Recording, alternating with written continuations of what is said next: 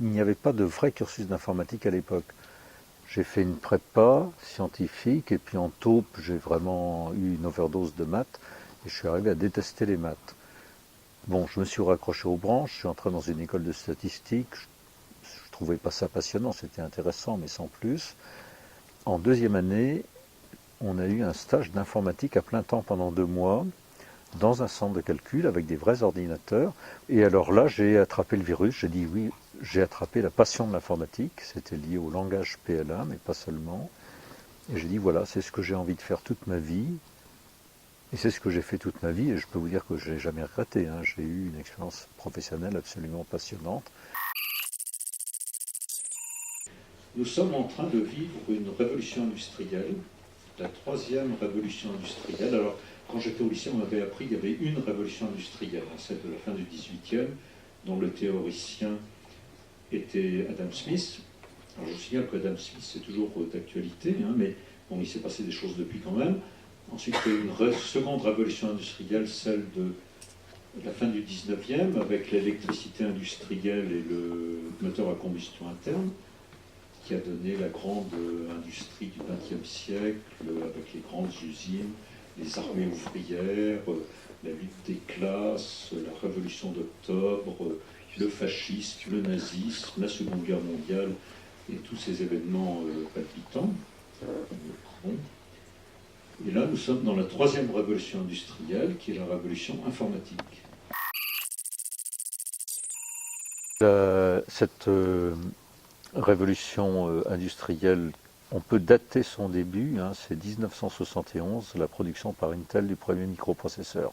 Bon, l'informatique existait avant, hein, disons, mais l'informatique coûtait très cher, elle n'était pas accessible à tout le monde. C'était les gros ordinateurs dont je vous ai parlé au début, hein. Donc il y avait juste les grandes entreprises qui pouvaient avoir des ordinateurs et des informaticiens et des logiciels.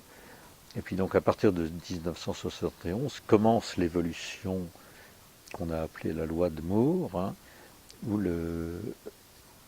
l'informatique ne va pas cesser d'augmenter en puissance et de diminuer en prix, dans des proportions prodigieuses. Et si on réfléchit bien, ça fait une cinquantaine d'années, des progrès aussi constants et aussi soutenus pendant 50 ans, dans l'histoire de l'humanité, on n'a jamais vu ça. Hein, c'est la première fois qu'il y a un progrès aussi continu, aussi rapide, avec des effets aussi importants. C'est la première fois dans l'histoire de l'humanité. Donc c'est absolument...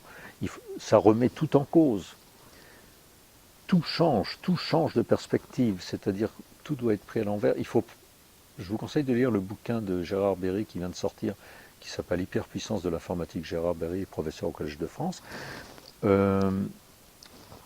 Par exemple, dans le temps, les télécommunications, il s'agissait d'établir des circuits entre deux extrémités qui voulaient communiquer entre elles. Bon, ben maintenant, c'est plus du tout ça, c'est le contraire.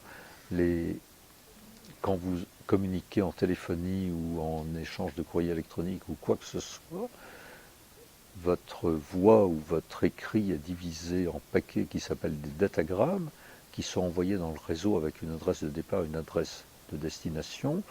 On se fiche par où ils passent pas forcément tous par le même itinéraire, ils arrivent peut-être dans le désordre, c'est à chaque extrémité.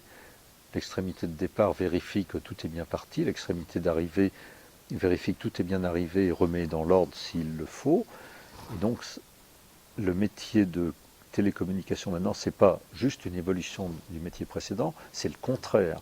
C'est pour ça que les gens des télécoms classiques ne comprennent pas l'Internet et n'arrivent pas à s'en servir correctement. Et quand on parle d'une révolution industrielle, ça veut dire le bouleversement complet des institutions, du monde, de la politique, de la culture et de la société. Les projections sur le futur, je pense qu'on est dans une phase relativement initiale de la révolution industrielle, mais enfin ça fait quand même une cinquantaine d'années que ça dure. Je pense que l'Internet est maintenant répandu à peu près universellement. Alors, il va de plus en plus y avoir une discrimination, c'est-à-dire que les puissances économiques vont se redistribuer. Hein, c'est-à-dire, bon, par exemple, le système éducatif va être décisif.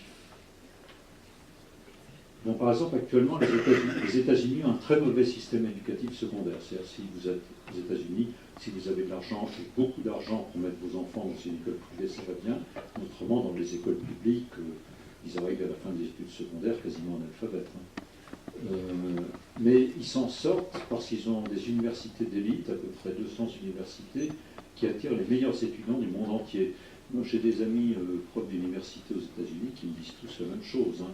Bon, bah, les meilleurs étudiants, il y a une masse de Chinois, une masse d'Indiens, quelques Russes par-ci par-là, des Indonésiens, voilà, puis il y a un Américain là-bas dans le fond. Bon. Je ne pense pas qu'un pays puisse vivre comme ça éternellement sur la compétence acquise de l'extérieur.